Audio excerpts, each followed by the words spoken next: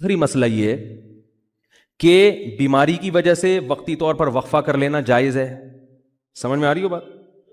اسی طرح عورت کے لیے بچہ سنبھالنا، ایک جڑواں پیدا ہو گیا، بگلے بھی جڑواں ہوں گے وہ، اور اتنی آمدن نہیں ہے کہ وہ دائی رکھیں گھر میں یا ڈے کیئر میں جمع کرائیں ان بچوں کو، خود ہی پالنا پڑتا ہے، اور گھر میں اور بہت سارے کام بھی ہیں. تو اس نیت سے اگر کوئی کرنا چاہے وقفہ تو اللہ کی طرف سے پابندی، بولو بھائی، نہیں ہے.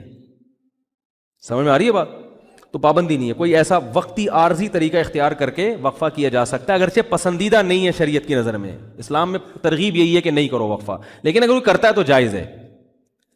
لیکن یاد رکھو اس نیت سے وقفہ کرنا کہ میں اسکول کی فیسیں کہاں سے بھروں گا.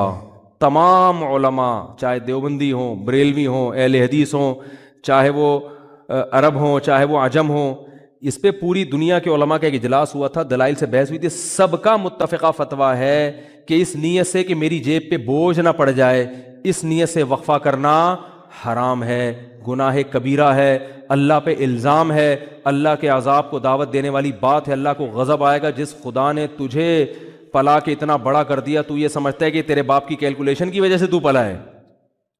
اب تو اگلی نسل کو اس لیے روک رہا ہے کہ کھلائے، تو کھلاتا ہے یا میں کھلاتا ہوں؟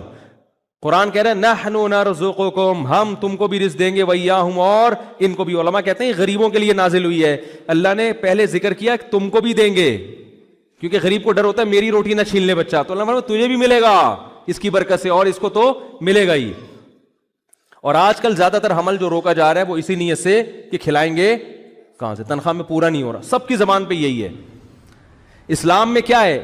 فیملی پلاننگ والے کہتے ہیں پہلے انتظام کرو پیسوں کا، پھر بچے پیدا کرو. اسلام کہتا ہے نا نا نا نا نا نا نا نا نا. غربت دور کرنے کا ذریعہ کیا ہے؟ نکاح اور اولاد کی کثرت، جو میں انشاءاللہ اگلے بیان میں احادیث پیش کروں گا اس پر.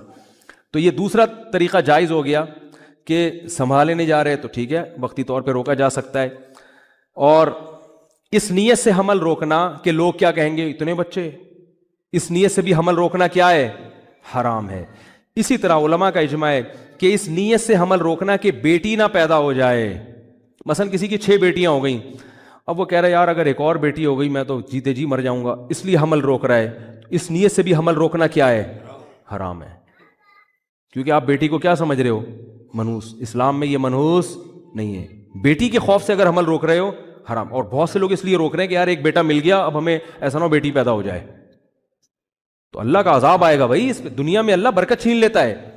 اور ایک آخری بات یہ کہ کسی بھی وجہ سے حمل روکا جا رہا ہو، آپریشن کر کے عورت کی بچہ دانی نکال دینا یا مرد کے لیے نس بندی کر لینا، تمام علماء کے نزدیک حرام ہے. یہ آخری مسئلہ بیان کر کے بیان ختم کرتا ہوں.